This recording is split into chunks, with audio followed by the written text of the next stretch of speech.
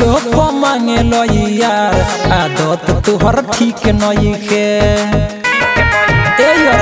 अरे सुधर जा।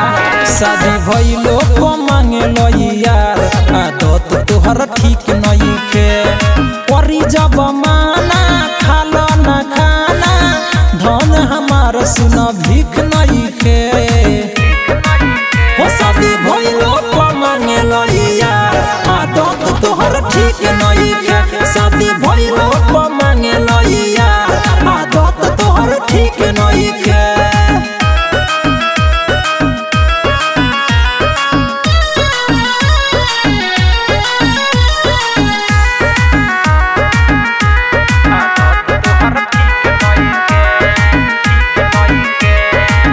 हरदम खाते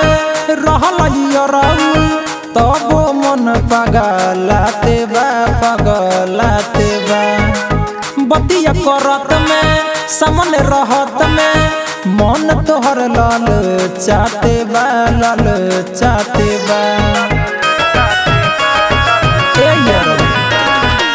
हरदम खाते रहल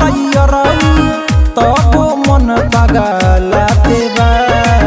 बतिया करत में सामने रहत में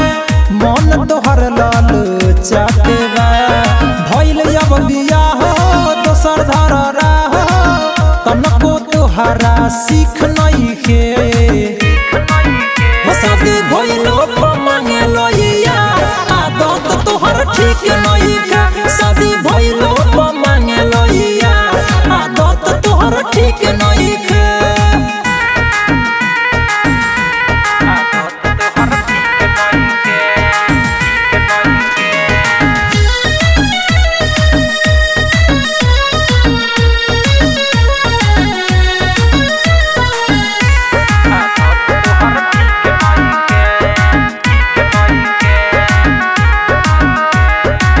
जखमी जय राम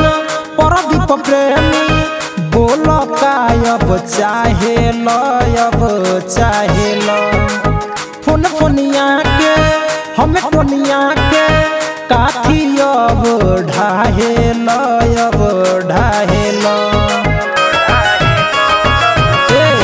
बोलो जखमी जय राम परदीप प्रेमी बोल कायब चाहे लो फोनिया के हमें टोनिया के काथी अब ढाहेला ऐसे कुमार जानी जे भतार एतना कइल भरल हिक नहीं के हो शादी भइलो को मांगे लो यार आदत तोहर ठीक नहीं के।